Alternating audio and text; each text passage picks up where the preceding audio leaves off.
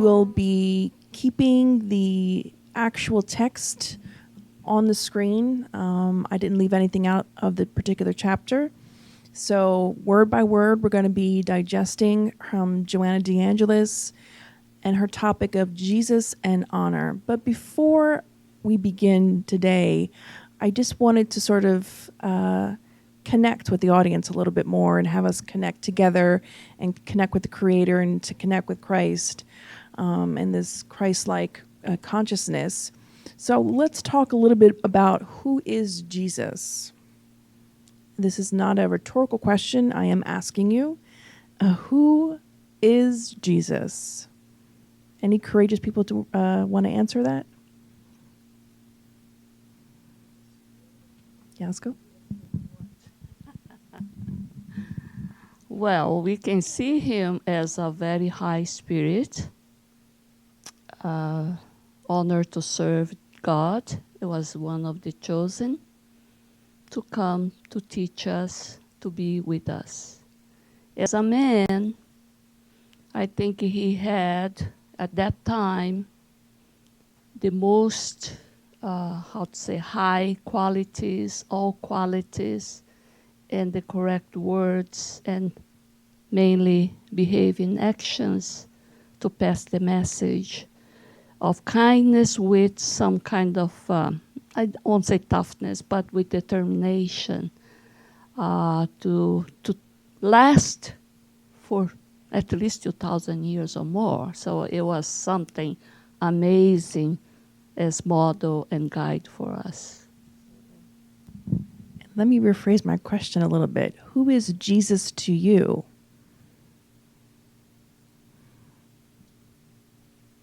Dun, dun, dun, dun, dun, dun, dun.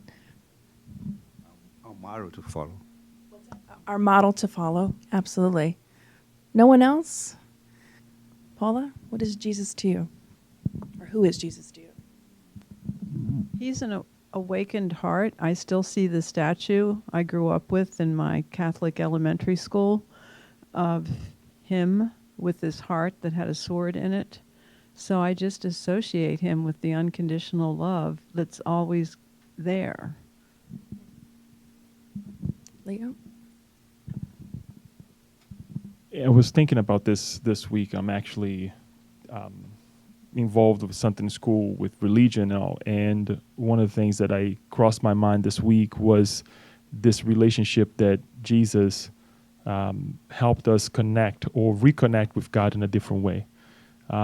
Being the Father, but that close Father that is not the Creator, the scary Creator. So to rephrase what I'm trying to say is, let's say an older brother who knows a lot more that helped me understand God in a different way. Beautifully said. So shall I take the silence of everybody else as they're not sure who Jesus is or what he is to you, or we just not that courageous, right? Not everyone likes to grab the microphone and talk. That's okay. Understood. But it's important for us to contemplate who or what Jesus means to us. It's extremely important. Does everybody understand that? Another question. Why is it important? I told you today we're going to be interacting with one another. I want us to think. I want us to process, because it'd be easy for me just to read the text and give you my viewpoint, but I want to get the cogwheels rolling in your head, and I want to get you thinking. Why is it important to know who Jesus, who he was, who he is, what he stands for? Why is that important? There are no wrong answers.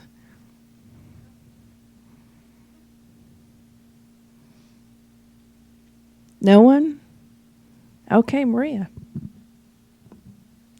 To me, he's somebody I can go to at any moment of the day, whenever I need something, or even if I'm happy about something, I say thank you.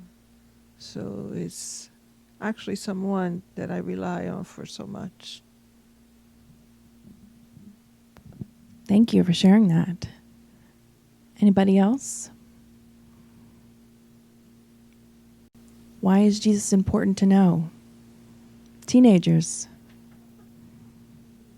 Why is it important to know who he is, what he's done for us, his message? There are no wrong answers. What's popping into your head?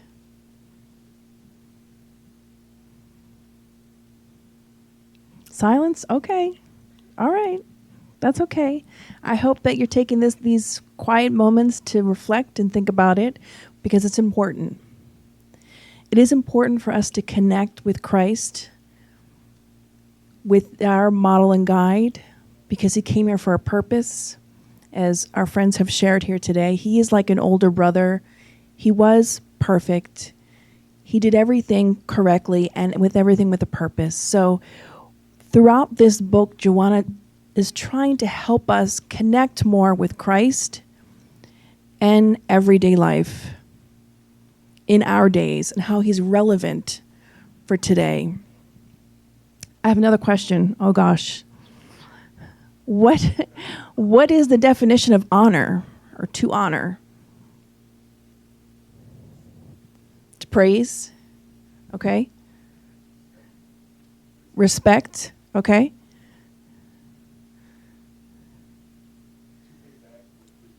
To pay back with good deeds, okay?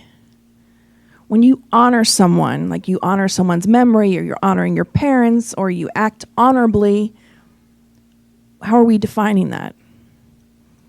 If I want to live an honorable life, what does that mean? By obey and agree with Christ's teachings, okay? Paula? I just think ethical and moral. Ethical and moral. Anyone else can think about what honor means to them? To honor, to be honorable, to honor your parents. So no one here honors their parents. I'm taking that as you don't know, you haven't. Okay. We'll learn together today what Joanna and Spiritism has to say about honoring and living an honorable life with Christ-like teachings or Christ consciousness. She starts out this chapter diving into Jesus. And she gives us reminders that Jesus' psychic structure was the model of perfect oneness with the task he came to fulfill. Answer number 1, why it's important to know him. Because he was a perfect model of oneness for us.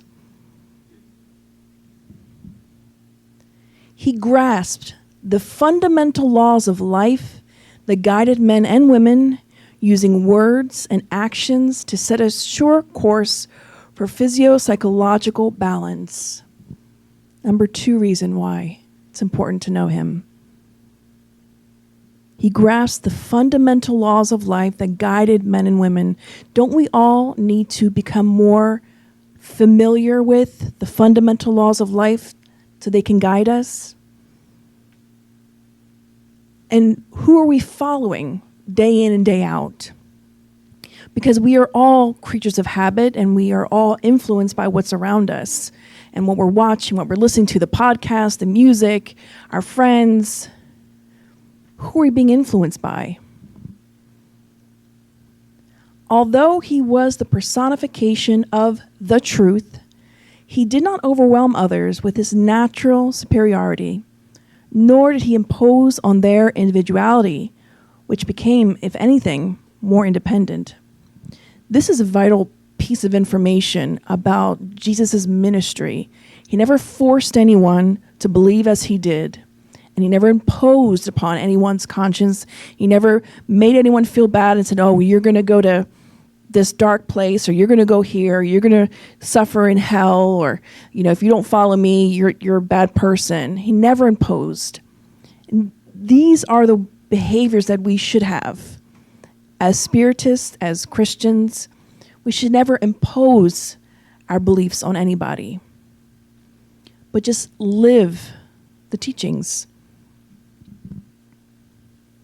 Those who grew fond of him found peace. Consequently, they freely chose to follow him. He knew how to awaken the individual's latent abilities and channel them for wholesome purposes, bringing happiness and completeness. Now, Christ was perfect, so he could look at you, look in your soul, and see what you needed and bring it out of you. Now, we don't exactly have that talent. No, that's fine. That's okay.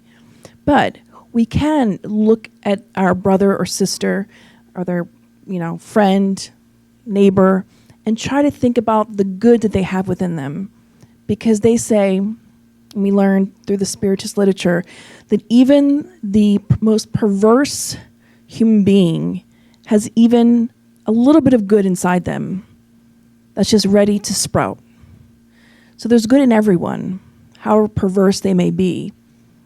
Because even Jesus was able to lead the most perverse of beings back to the light. These are reasons why we need to get to know who he is, what he stood for, what he talked about, what he taught to everyone, for us to model our behavior and our decisions as he did. And if you think about Christ, not the Jesus that in modern religion or within the churches, but Christ, when you begin to study him, you learn that he is so open to love all people from all backgrounds, independent of who they are, what religion they are. It didn't matter. He knew that we were all sons and daughters of God.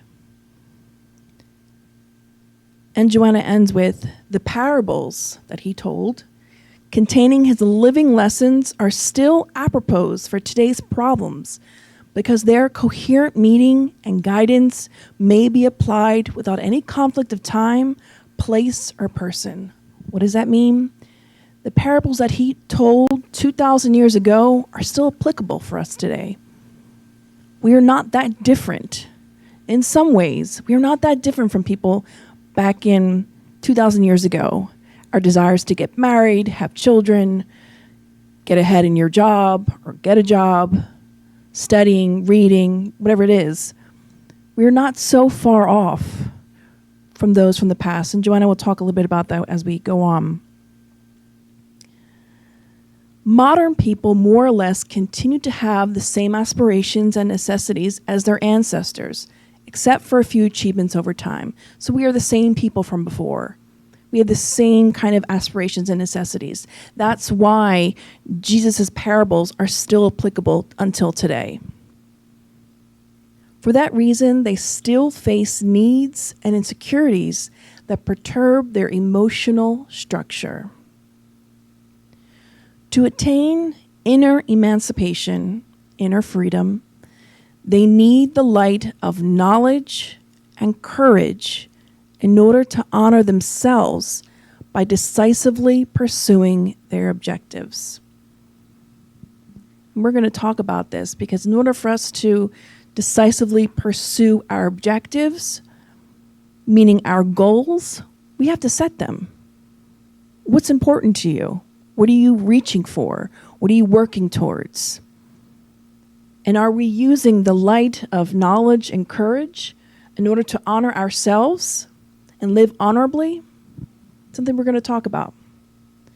Knowing what one wants out of life and how to go about it, such as the birthing process of personal maturity, breaking with one's own atavistic roots carried over from one's spiritual past. This simply just means our past tendencies, all the things that I think the phrase is the old man inside of me, or the I can't think of the other word for it, but we bring each lifetime the same habits and behaviors, unless we fix them. If they're bad behaviors, we bring them with us. So knowing what we want out of life will begin the birthing process for us to become more mature. Because if we're just living day to day, I'm getting up in the morning, I'm doing my makeup, I'm going to school, I'm putting on the radio, I'm talking to my friends, I'm doing this. If it just has no meaning, you have no objective in life, not really working or setting a goal towards anything. And Joanna's enlightening us by telling us that we need to have goals and objectives in our lives, which we'll talk about here in a minute.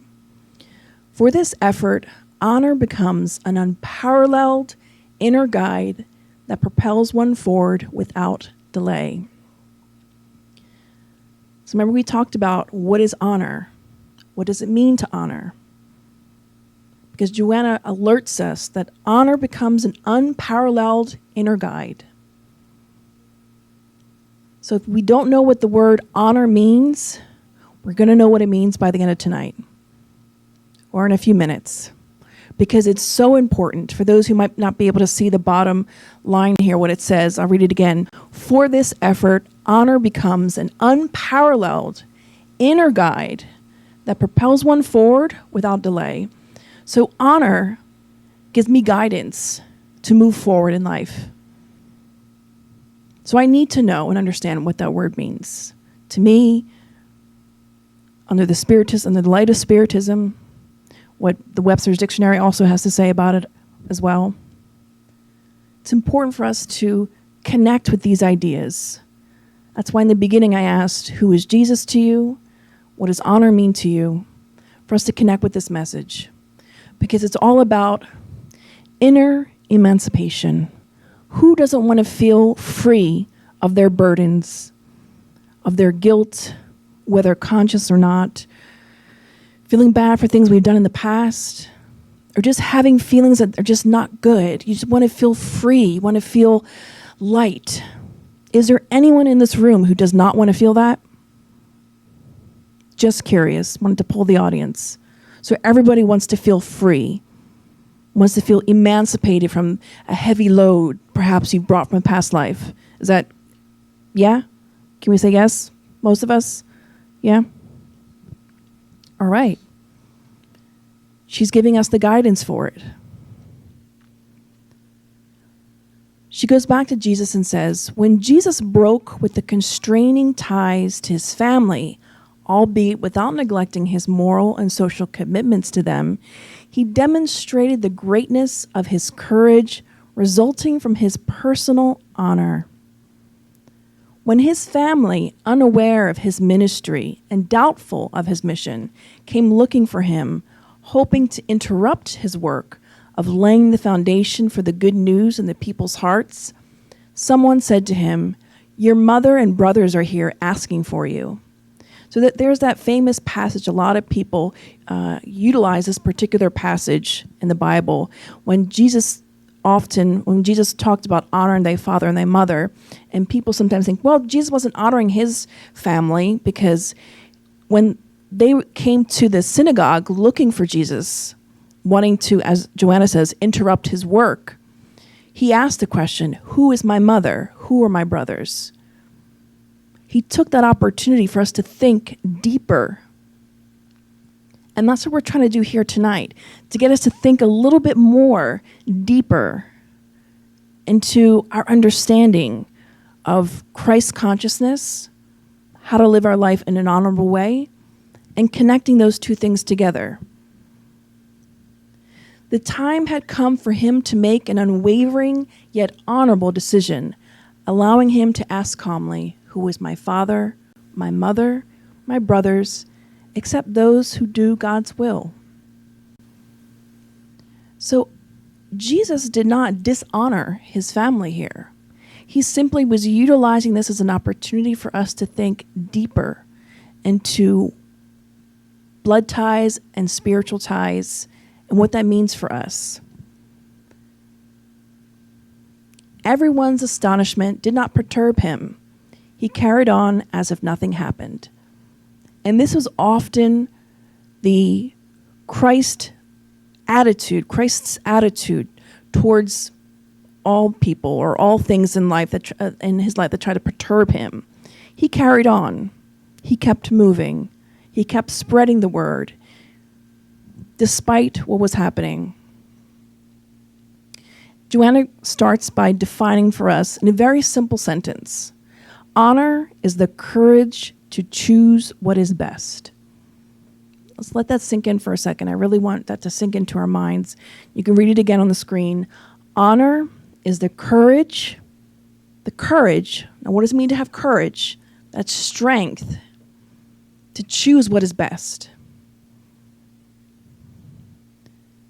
In the heat of the moment, or when you're stuck in a lot of emotions and situations, sometimes doing the right thing doesn't always feel good.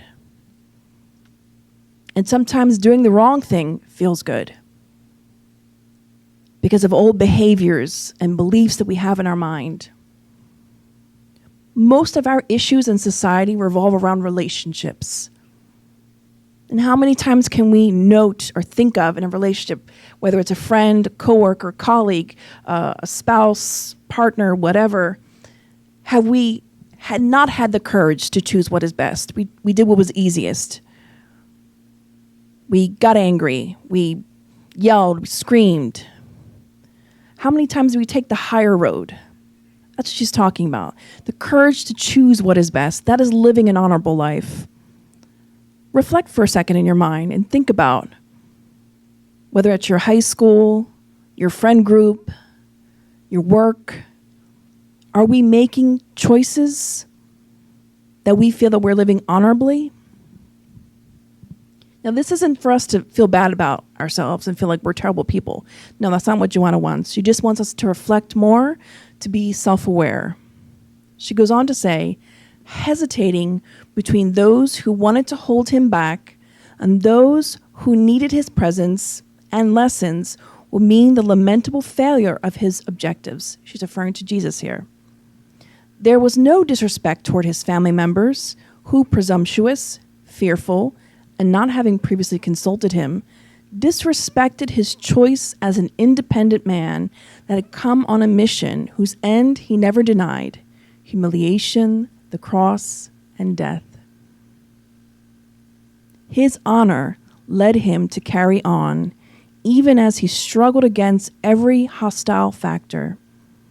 He had come to break down barriers, to wrest the modeled sculpture of the complete human being from the cold marble of utilitarian and Slovocratic society. And I just broke down what those two things meant in case you might not know what that is. Utilitarian is just living practically, and Slovocratic was a term that they used relating to slave owners and those who advocated for slavery. So he came to break down those ideas, and not just the Slovocratic in the way like that we're thinking in terms of when the African Americans were put into slavery, the Egyptians and the Jewish. But there are other types of slavery that happens during obsessions, when we are slave to our imperfect desires. We are slave to things that are not good for us. Jesus came to break down all those things for us, to show us the sculpture of the human being. Honor was his chisel, and duty was his hammer. Nothing could imprison him within the limits of convention, childish fears, or immature sentiments. Honor was his chisel, and duty was his hammer. So if we can picture ourselves as a work of art, like a sculpture, and you having a chisel in your hand and a hammer, and just chiseling down and etching out and creating for yourself the life that you want, the person that you want to be. And let's ask ourselves, what does it mean to me when I live within the limits of convention, childish fears, or immature sentiments? What does that mean to you, to live within the limits of convention? What society has posed as normal for us, or what family has? Paula or Yaska? Following the limits of convention reminds me of hearing Greta Thunberg, the Swedish teenager, speak on the climate this week on public TV. And she said, first of all, her Asperger's was a blessing because it enabled her to see and think differently than most people. And then she wondered why none of the adults were really earnestly asking for climate change and environmental justice. So she's one who was willing to break free of the limits of convention as a very young person. Great example. Thank you. Yasko? Now, I think we have to be careful because we can be hijacked by these little rules inside family, society. Why you leaving us, and try to see others. So you don't know what kind of also obsessors are manipulate people in our environment in order to our job to be jeopardized. So we have to be careful and be certain what is our mission, what is correct to do as a human being with all this knowledge. It's not only our at least blood type family. It's too little. I think it's too little. Absolutely. And what would we qualify as childish fears? What's a childish fear? Does anyone have an example of that? People that are really needy behavior. Anyone else have any idea what a fear that is childish, immature, guilt? Paula? What we call impulsivity, acting before thinking. Impulsivity? Yes. What's that? Playing victim? Childish fears. So what kind of fears do we have in the world? To be left behind? Rejected? I'm not good enough. That person's better than me. I'm gonna die. I can't do that. I'm not smart enough. I'm not tall enough. I'm too old. I don't speak the language. This is not my country. What's that? That's a big spider. Yeah. Or immature sentiments. Now, we can answer these for ourselves. We're not trying to, again, I don't believe Joanna's trying to make anyone feel bad. I don't think she wants to throw stones at anybody. I think she just wants us to observe our own selves and what we define things as. It's important that we be conscious of the way we define things and how we view things. Because what are immature sentiments? Egotistical, okay? What else is an immature sentiment? I'm gonna start playing the Jeopardy music. Dun, dun, dun, dun, dun, dun, dun. Someone who's a crybaby? Okay. What's that? What is it? Mimicry? No. Oh, whining? Oh, okay. Whining. Victimization. Jealousy. Thank you. That's a very good one, Miss Teenager. Thank you. Jealousy. And that might seem perhaps like we're judging. We're not judging. Jealousy is an immature sentiment. When we learn to love, we don't feel jealousy. Good things. Good feedback, you guys. Important for us to know Christ so we can work to get out of these limits of convention, these childish fears and immature sentiments. Using honor and duty.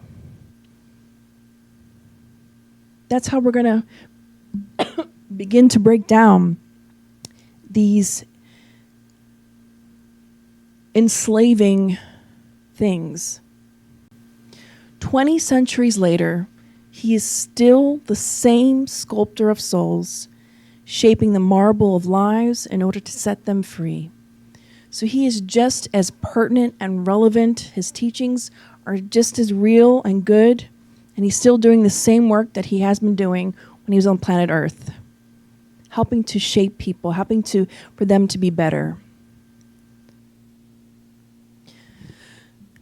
So this is not the end. This is not my last slide. I know usually we do take-home thoughts at the end. I know that. But we actually have a meditation, sort of a activity for us to do. I want us to reflect on some of Joanna's questioning, because that's what's important about Spiritism. It's not just that, oh, I'm reading the books, I'm going to the center, I must be, doing something right. That's great that you're coming to the center or going to your synagogue, church, whatever. But Joanna, time and time again, has said, if we're not taking these words into our hearts and putting them in action, what are we doing? It's like going to medical school and then going to practice medicine and not utilizing the knowledge that you have. What are you doing? It's not meant to be in a judgmental way, but what are we doing with our lives? What objectives? What's the point? What's my purpose? Why am I here? It's so easy to forget that question. Why am I here? What's my purpose here? Why am I in this country? Why am I in this city? Why am I living in this neighborhood? Why am I living next door to this person? Asking why is a great way to get to know your own self and question things around you.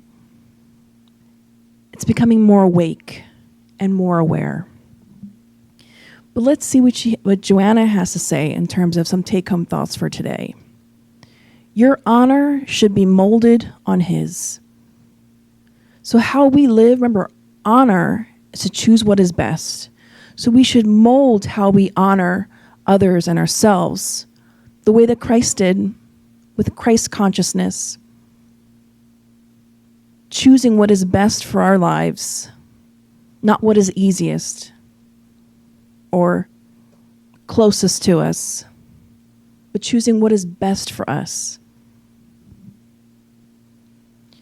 Your decision for happiness, breaking with complacency and tradition, is your driving force.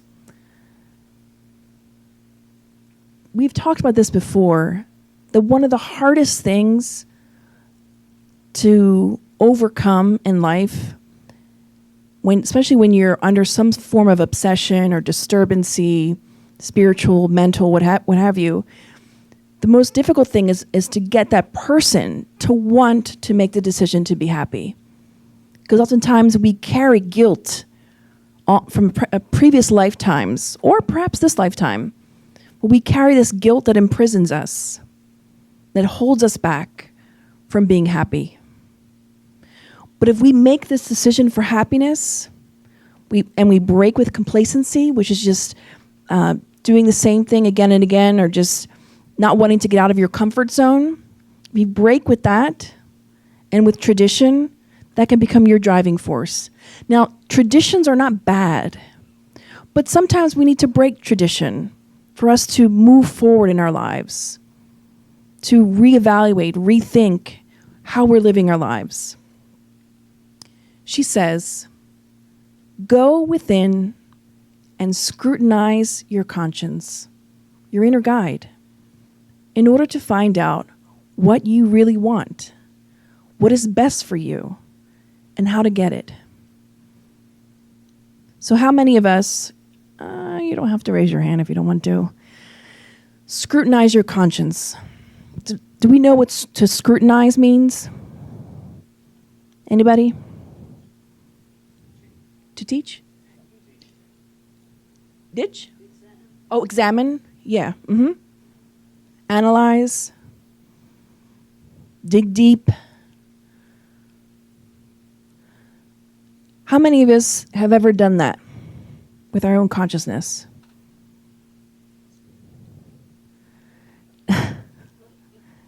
Anyone? Paula says yes, she has. Have we ever looked at ourselves and scrutinized ourselves and just said, man, why did I do that? That wasn't a great decision. If you've never had that phrase run through your mind, we need to reevaluate our lives.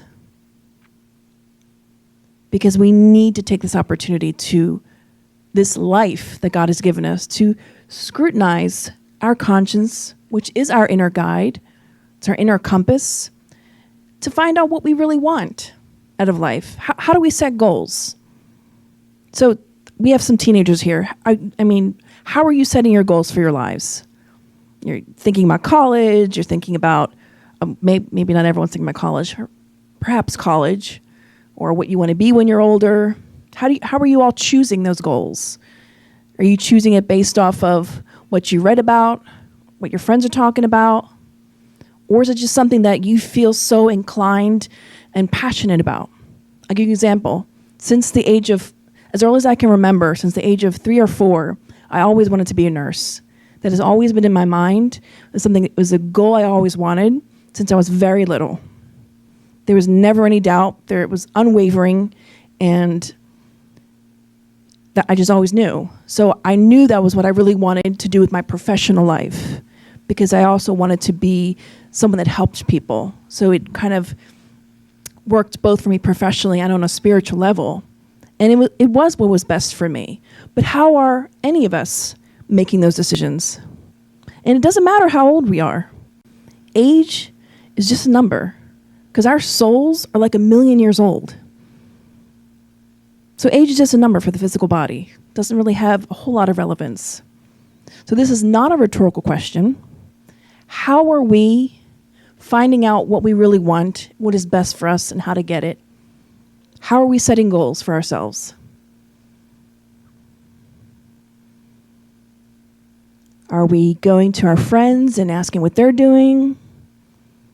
Are we reading a spiritual book and trying to get inspiration? Are we praying about it? Are we seeking guidance from the great beyond? Are we on Facebook looking for guidance? Or Instagram? What's that? All the above? You know, Facebook has an algorithm, so does Instagram. So whatever post you like the most will continue to pop up on your feed. So if you like a lot of spiritual stuff, you'll tend to have a lot of spiritual content, whether it's little ads and for different things. It's true. I've seen this on my Facebook, both my old one and the new one I created a few years back. So that's really important too in our lives, because it's affecting how and what we're choosing for our lives. So this is what scrutinizing our conscience is for us to think about, and not just to live half-heartedly, taking advantage of this life. Joanna goes on to say, your liberation will be different than that which breaks free from a few sentimental bonds only to get caught in the grip of even worse situations. So she's talking about not the liberation where we might break up with someone or break from a friendship and then we're free. That's not the kind of liberation she's referring to. When she talks about emancipation, she's talking about a deeper spiritual emancipation. Did you have a comment, Yasko? Okay. Yeah, I had to read it a few thousand times. Let's read it again. Your liberation will be different than that which breaks free from a sentimental bonds, only to get caught up in the grip of even worse situations. So for example, we might break up with a significant other and think, well, that's my liberation. Then I end up in another bad situation. So that's not the kind of liberation she's referring to. She's referring to much deeper liberation and emancipation, spiritual, psychologically. Not just something that's more materialistic. It's something deeper. I believe she wants us to think that way. Oh, Paula. What's helped me a lot in understanding this deeper process is bringing my belief systems or my belief patterns to light. And it's not something I routinely did growing up. It really took time to realize that I had beliefs. and you acquired them, like again, from different places. But I need to re-examine them, or even know what they are when I'm growing up, and then re-examine them to see if they're still what I need, or I need to break free. So often when I'm breaking free, it's just some automatic way of believing I just was operating on. That's perfect. And I was speaking with a friend of mine recently, and I was sharing some fears I had. And she turned to me and said, well, what is the negative belief behind that fear? What do you believe? What do you think? Why do you have that fear? What's driving you? That's liberation, getting to know ourselves and freeing ourselves. The honor, Joanna goes on to say, the honor of finding an inner guide that teaches you about the fundamentals of a Jesus-centered life will break the shackles of everything holding you back so that you may press on. Afterwards, you will never be the same, nor will you repeat yourself.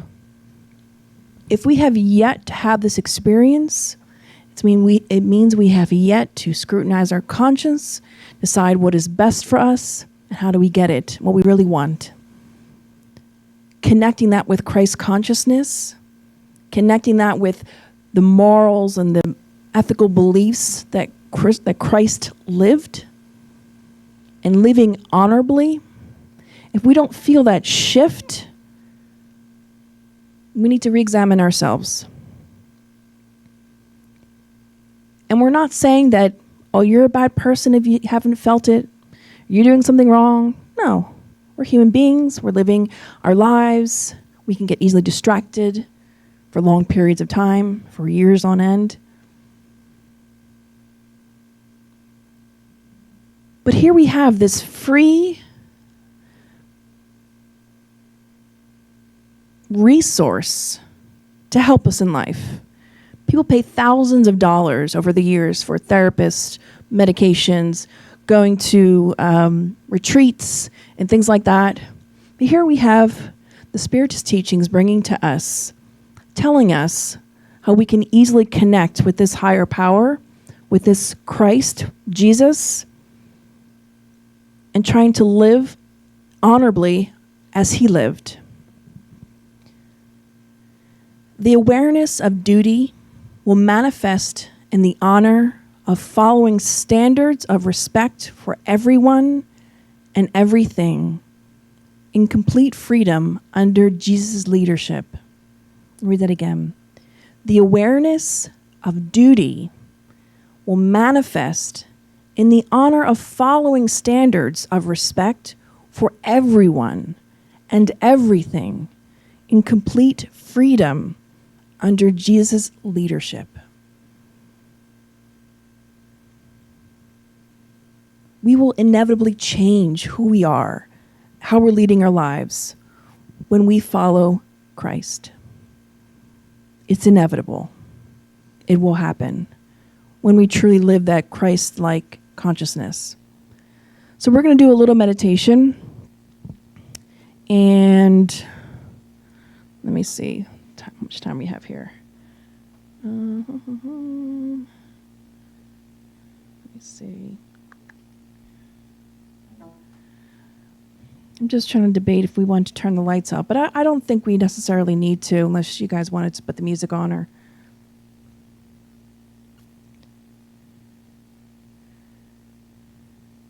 Yeah, you can cut the light. That's fine. Okay.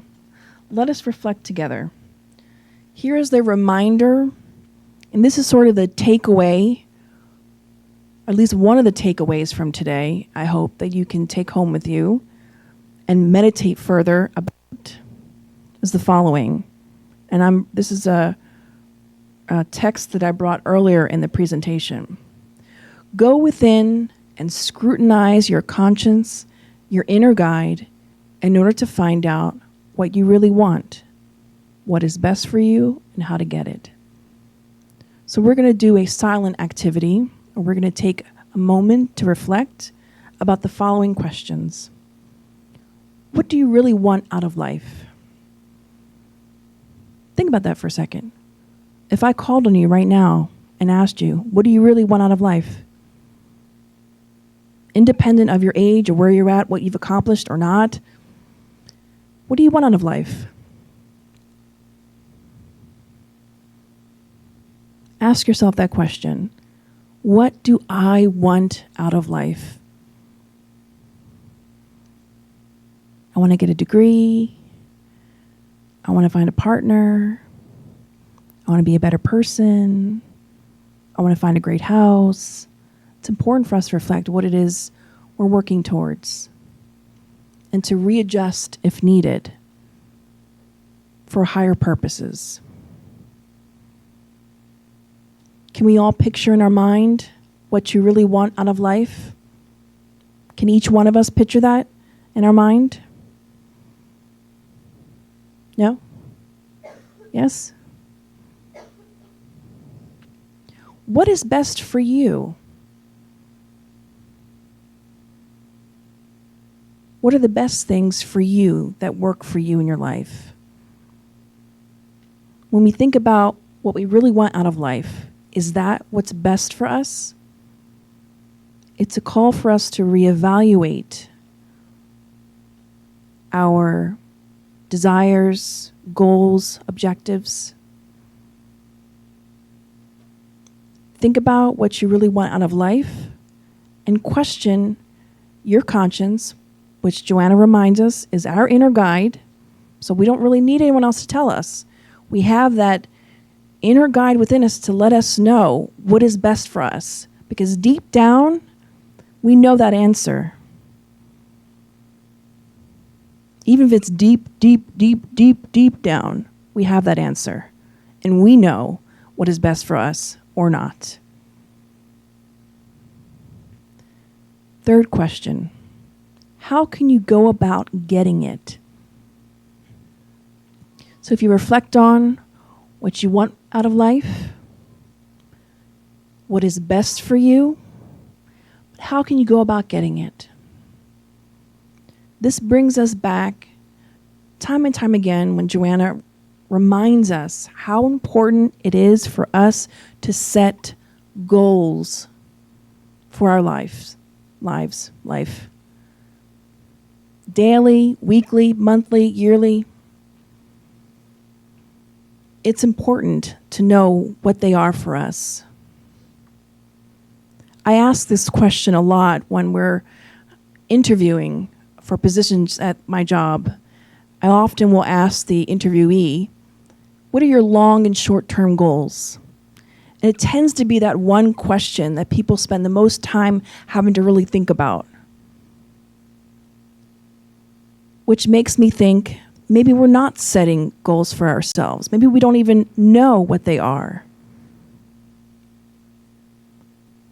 But if we can reflect right now, here and now, what do you really want out of life? What is best for you? And how can you go about getting it?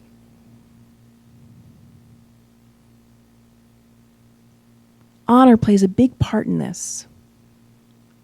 For us to live honorably with Christ consciousness, following Jesus' teachings, matching that with these question and answers that we are asking ourselves. It's important for us to meditate on this. Think about it. Scrutinize your inner world, your inner self, and let it be your guide. Do a weekly review of what your goals are and if your conscience is in agreement with it. Does anyone here keep a journal, diary, something to that effect? I guess that's a thing of years ago. Maybe when I was growing up, it was a big thing to have a diary. It's really good to have a moment in your day where you're jotting down your thoughts or you're reflecting about them and thinking about reviewing your goals.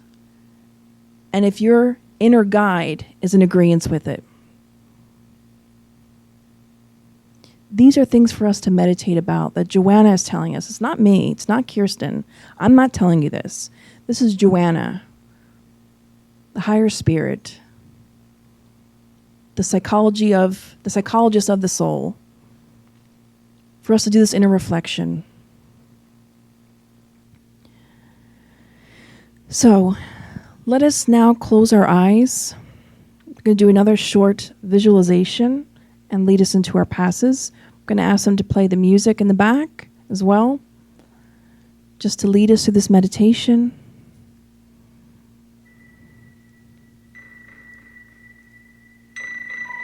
In this meditation, you can envision yourself in this particular place where you see on the screen, by a beach, near the seashore, on the sand, or on a mountaintop, wherever you feel most comfortable, as long as it's someplace in nature where you're connecting with that healing energy from nature that the Creator has provided to us.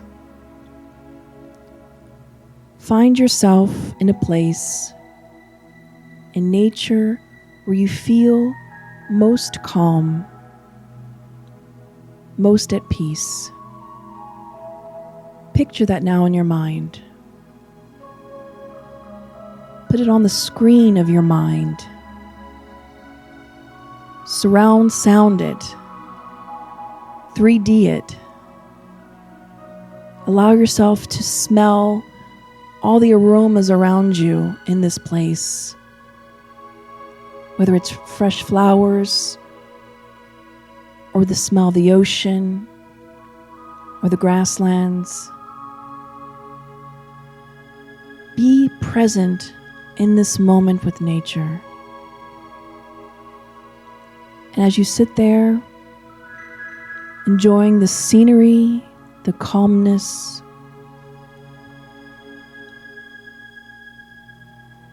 you open your eyes and you see someone walking towards you. It's a brother, it's a friend, but you can't make out quite who it is yet. But you can feel the vibration of love, hope, joy, total acceptance, understanding, compassion.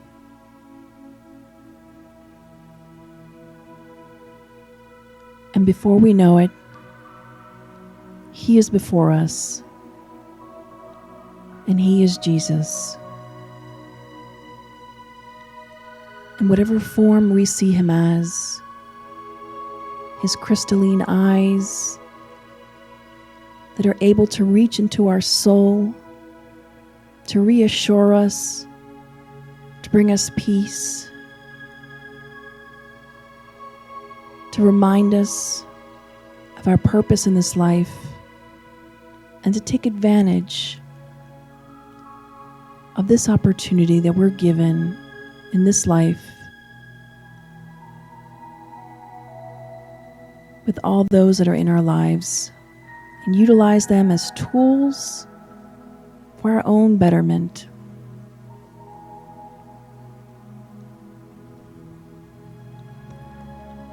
And just sit with our brother Jesus on the sand, or on the grass, or on a mountaintop,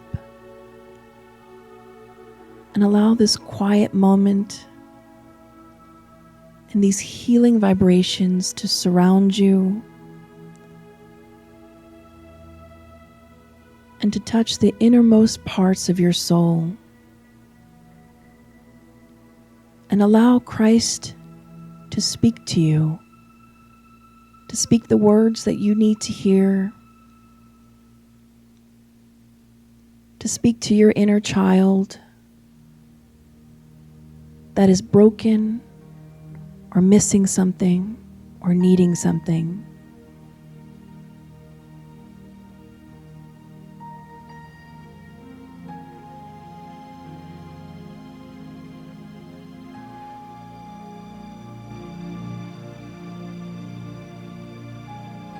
Let us allow this moment with Jesus to consume us in the most positive sense,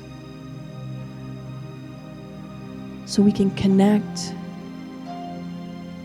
with His superior waves of love and light, so we can receive inspiration and guidance.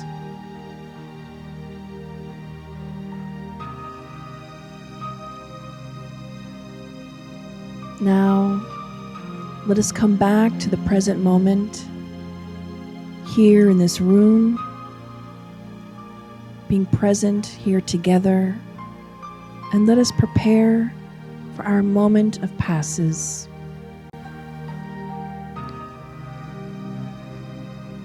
We ask our loving guides,